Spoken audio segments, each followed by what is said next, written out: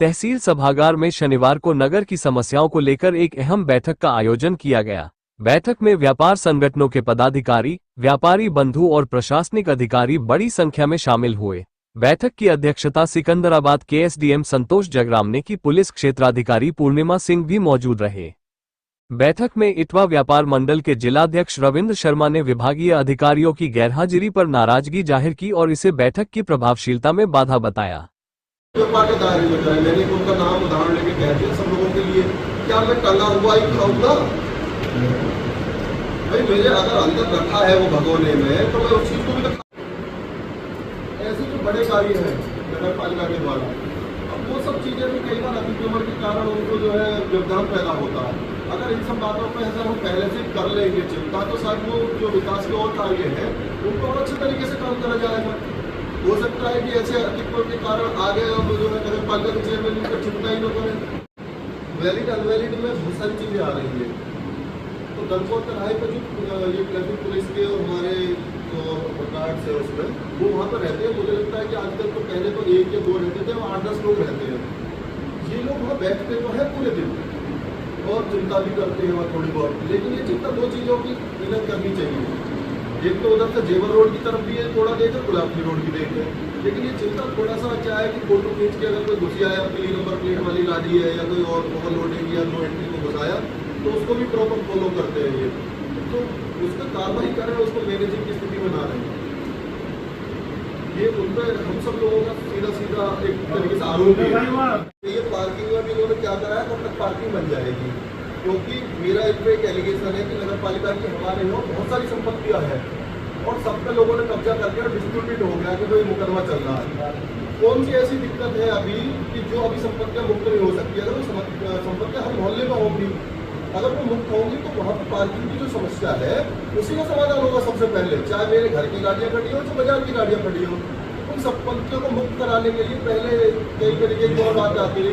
अभी कौन सी दिक्कत है? जब सरकार बोल रही है, हमारे मुख्यमंत्री बोल रहे हैं कि सब संपत्तियों को मुक्त कराया जाए, तो इनको भी सरकारी संपत्ति मुक्त कराने के लिए कौन कार्रवाई करेगा? मैं तो नहीं करूँगा। वहीं नगर के तमाम अहम मुद्दों पर गंभीरता से चर्चा हुई, जैसे कि अतिक्रमण, अवैध पशु कटान, पुरानी पैठ हटाने, पार्किंग की समस्या, ई रिक्शा का संचालन और बिना लाइसेंस चल रही मीट की दुकानों पर रोक। मेरा नाम मोहित शर्मा है, मैं उद्योग व्यापार प्रतिनिधि मंडल से नशा रही हूँ। मैं होती है, लेकिन पिछले 2 बार भी अपनी समस्या रखी थी और कहीं ना कहीं व्यापारियों को, देखो आप लोग हमारे पास आते हैं, हम भी चाहते हैं कि कम से कम अपना आपको जल दें। नवरात्रों के हमारे व्रत चल रहे हैं, तो हमें पानी की व्यवस्था कम से कम हो। जो है ना सबसे ज़्यादा रेवेन्यू देता है गवर्नमेंट को भी, सरकार को भी। लीड की हड्डी इकोनॉमिक व्यवस्था की, अगर हम अर्थव्यवस्था की बात करें तो लीड की हड्डी है, तो कभी उसके साथ दुर्व्यवहार होगा तो बड़ा दिल को ठेस पहुँचती है। थोड़ा सा पुलिस को भी ये समझाया जाए कि व्यापारी अगर उसके साथ मिलता है तो थोड़ा व्यवहार ना वो संवेदनशील व्यवहार होना चाहिए। उसके साथ ऐसा नहीं कि भागो चलो भाई भागो इधर करो, वो वाली स्थिति नहीं होनी चाहिए। ऊपर से बिल्कुल सख्त आदेश है, तो कम से कम 1 महीना नहीं तो चलो 2 महीने बहुत सारे काम रहते हैं। हम बता दें पुलिस पर भी, प्रशासन पर भी बहुत सारी समस्याएं रहती, बहुत सारी जिम्मेदारियाँ रहती, लेकिन 1 घंटे के लिए कम से कम 2 महीने का आप हमें समय दीजिए और एक व्यापारी बैठक। अब उसकी सूचना मतलब एक उस माध्यम से जानी चाहिए, किस माध्यम से जानी चाहिए। ऐसे नहीं कि फोन कर दी, बाकायदा आप लेटर इशू कीजिए कि इनको आना 1 घंटे पहले फटाफट की सूचना की, आधे लोग आ पाते हैं, आधे लोग नहीं आ पाते।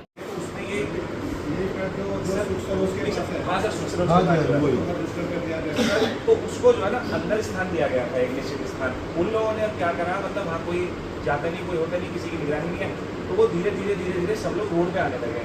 आज स्थिति ये है, अगर आपको 2 किलोमीटर आगे जाना है तो आपको 20 मिनट तैयार करना पड़ेगा, आप 13 मिनट जाना है। तो और उसके ऊपर से वो टिल्लियाँ आ रही हैं और रोड तो पूरा पल्वल तक जा रहा है, हरियाणा और सिकंदराबाद यूपी को जोड़ता है, तो पूरा जो है जो आपका मेन आपका निवास, आपका कार्यालय, आप यहाँ से दिन में कम से कम 10 या 15-20 बार जाते होंगे। राइट टर्न लेंगे, आप देखेंगे रोड से कम 20 फुट सरकारी जगह है। आप एंट्री करेंगे, टीवीएस का शोरूम है, उसके मोमोज ने पूरा बाहर तक जितना हमारा ये लॉबी है ना, पूरा इतने बड़े उन्होंने आगे तक से लगाया हुआ है, बिल्कुल आपकी नाक के नीचे। और विद्यालय हमारे सिकंदराबाद के मेन विद्यालय डिवाइन स्कूल और आपका जेपी स्कूल यहाँ पर है। लेंसर स्कूल यहाँ पर है, और जहाँ हम खड़े हुए हैं यहाँ कम से कम 20 से 50 हज़ार की आबादी रहती होगी। उसको अगर सिकंदराबाद जाना है तो वो रॉन्ग साइड होकर जाता है, एक वही पट्टी है उसको जाने के लिए, और वो पट्टी लोगों ने बिल्कुल घेरी हुई है। आए दिन बेचारे छोटे एक्सीडेंट होते रहते हैं, आए दिन बेचारे बूढ़े बुजुर्ग हैं उनके साथ दुर्घटना होती रहती है, क्योंकि वो एक रॉन्ग साइड का ही एरिया था। वहाँ पर क्या है, कोतवाली के सामने से जाते हैं रास्ते में, सारा ही रास्ता अपने बड़े बाजार तक का सब ठेलियों ने घेरा हुआ है। ठेलियों की भी संख्या सबसे ज़्यादा मोमडन लोग हैं। अभी होता क्या है कि कोई परिवार के हमारे बच्चे आने लगे तो इस व्यवहार में वहाँ गालियाँ होती हैं कि वहाँ कोई अच्छे परिवार से कोई खरीदारी करने नहीं आएगा। तो मेन व्यापारियों को जब कोई खरीदारी करने नहीं आएगा तो वहाँ व्यापार हम लोग कैसे कर पाएंगे। और इस मुद्दे को हम काफ़ी बार देख चुके हैं, कोतवाली में भी 1-2 बार हटाया गया था। होता क्या है कि आज शाम को गश्त होती है तो करीब 40 से 45 आते हैं फोर्स में, उन्हें देख के वो पहले डर जाते हैं, तो सब लोग साइड हो जाते हैं। लेकिन हम चाहते हैं कि 10-5 या 2 लोग भी सिविल में आए, उससे पता लगे कि माहौल वहाँ का है। सुबह 6-7 बजे वहाँ ड्रिलियाँ लगनी शुरू होती हैं और शाम को 8 बजे तक रहती हैं, और अच्छे परिवार के लोग वहाँ पे नहीं निकल सकते। कोतवाली के सामने में जहाँ पुराना केबला बैठे काजीवाड़ा, यहाँ से लेकर पूरा सब्जी मंडी देख लो, बस टोटल अपनी केवल हुआ है। गलियाँ छोटी हैं, दुकानदारों ने बाहर ड्रिलियाँ लगा रखी है, किसी सब्जी बाहर रखी है, दुकान से ज़्यादा सामान उनका गली के बाहर होता है। इतने गहरे गहरे नाले हैं जिसमें कि आदमी भी डूब सकता है, और वो सारे नाले गोबर से फुल रहते हैं। लेकिन आज तक कभी भी पूरे शहर सिकंदराबाद में वो गोबर आज तक साफ नहीं हुआ, जिसमें कि सभी व्यापारी भाइयों को पीड़ा होती है। और जैसी बरसात आती है उनके घर मकान में दुकानों में पानी भर जाता है। तो आपसे विनम्र निवेदन है कि इस अतिक्रमण को बिना भेदभाव में पार्षदगी के बिना साफ किया जाए, और शहर के सभी नालों को एक बार स्वच्छ तरीके से सारे साफ कर दिए जाए। और इसके मैं थोड़ा सा ध्यान, एक ये जीटी रोड बन रहा है, इस पर ध्यान आकर्षित करना चाहूँगा कि आए दिन ये जीटी रोड पर एक्सीडेंट्स हो रहे हैं, जिसके कारण सभी को परेशानी हो रही है। और इस जीटी रोड का जल्दी से जल्दी एक समाधान किया जाए कि ताकि ये जीटी रोड बन जाए, और जाम रहता है और एक्सीडेंट होते रहते हैं। और इसी के साथ सारे काम हम तो मानते हैं। अब आप तो चलेंगे गाड़ी में, उतर पाएगा आपके साथ, आपके जगह रहे सारी चीज़ें, आपको तो रास्ता मिल जाएगा, ये 2 मिनट रुकेंगे। मैडम एम्बुलेंस फंसती है, हमारे घर परिवार का अगर कोई आदमी बीमार हो गया तो सिकंदराबाद पार करते में हमें लगता है 12 घंटा, और हॉस्पिटल है हमारे यहाँ से 1 किलोमीटर दूर, तो बताओ कैसे करेंगे। और ये समस्या रोज की है, इसलिए हमको पीड़ा होती है। खैर अभी मुद्दों पे आते हैं, तो सबसे पहले मैं बात करता हूँ यहाँ पे जो ई-रिक्शा और अस्थायी अतिक्रमण जो है, अगर अस्थायी अतिक्रमण के विरोध में हम हैं, लेकिन उसके समाधान के पक्ष में भी हम हैं। अगर वो सबसे बड़ी समस्या तो ठेली की बात चल रही है, वो लोग अपना व्यापार करेंगे, कहीं ना कहीं करेंगे, लेकिन अगर वो सड़क से हटके करें या नगर पालिका उनके लिए बनवा दे। हमारे पड़ोस में कस्बा रघुपुरा, वहाँ पे आप देख सकते हैं डेमो, एक तो उन्होंने ऐसी जगह पर एक बहुत अच्छा टीन सेट बनवाया, और वहाँ पे लगभग 70-80 लोगों को अलॉट कर दिया गया। दुकान को ऑथराइज या प्रॉपर बोलते हैं, कोई न रह रहे न फेंके, सारी चीज़ें बहुत अच्छी है वहाँ पे। तो यहाँ पे भी आप नगर पालिका ऐसा करें, या ये बताया जाए कि फलाने नेताजी या फलाना विभाग या कोई और अधिकारी इस मामले में निर्णय लेंगे, करा जाए। इसके लिए 10 साल से तो मैं खुद देख रहा हूँ, हमारे डिपार्टमेंटल मेरे नेतृत्व में इस समस्या को उठा रहे हैं। अगर ये सड़क से ठेलियाँ हट जाती हैं तो इतनी जगह हो जाएगी कि जब 2 पहिया वाले लोग आ रहे हैं उनको तो पार्किंग की जगह बन जाएगी। आपकी जो लोकेशन है, सामाजिक भौगोलिक जो है, वो थाना बीच में है, तो हमारे थाने में अक्सर मीटिंग होती ही है, तो हम ऐसा लोग सोचते हैं सब लोग दौड़ के थाने पहुँचते हैं, चाहे किसी भी डिपार्टमेंट की समस्या हो दौड़ के पहुँचेंगे थाना। लेकिन थाने से बहुत सारी समस्याओं का समाधान इसलिए नहीं किया जाता कि हमारे डिपार्टमेंट की बात नहीं है। और नगर क्षेत्र का मामला व्यापारियों का तो सबसे ज़्यादा बात आती है SDM ऑफिस की, या फिर जो है नगर पालिका की। नगर पालिका हमारे यहाँ इतनी अच्छी हो चुकी है, इतने पक चुके हैं, जैसे कोई पेंट होता है किसी नए लोहे पर कर देते फिर वो छुटता नहीं है आजीवन, ऐसे समस्या इनके पीछे छुपक गई है।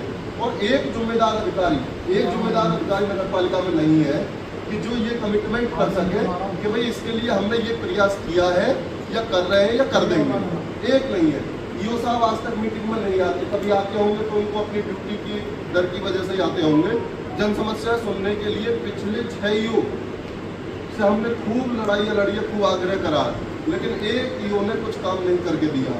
आज भी हमने आपसे इसीलिए आग्रह किया था कि सारे डिपार्टमेंट के अगर अधिकारी होंगे यहाँ पर तो चर्चा करने में अच्छा लगे। बैठक में व्यापारियों ने इन समस्याओं के त्वरित समाधान की मांग की। इस अवसर पर इटवा व्यापार मंडल, उद्योग व्यापार प्रतिनिधि मंडल समेत नगर के सभी व्यापार संगठनों के सैकड़ों व्यापारी मौजूद रहे। नगर पालिका की निष्क्रियता को लेकर भी व्यापारियों ने नाराजगी जताई। आरोप है कि अतिक्रमण हटाने, अवैध पैठ हटवाने और नालियों में गोबर बहाने जैसी समस्याओं पर नगर पालिका पूरी तरह फेल साबित हुई है। बैठक में ये भी मुद्दा उठा कि नाबालिग बच्चे ई रिक्शा चला रहे हैं, जिससे दुर्घटनाओं की आशंका बनी रहती है। साथ ही बुलेट बाइक पर तेज आवाज में पटाखे छोड़ने जैसी घटनाओं पर भी चर्चा हुई। एसडीएम संतोष जगराम ने आश्वासन दिया कि प्रशासन इन समस्याओं का जल्द समाधान करेगा। वहीं सीओ पूर्णिमा सिंह ने व्यापारियों से दुकानों के बाहर सीसीटीवी लगाने और उनके रखरखाव की अपील की।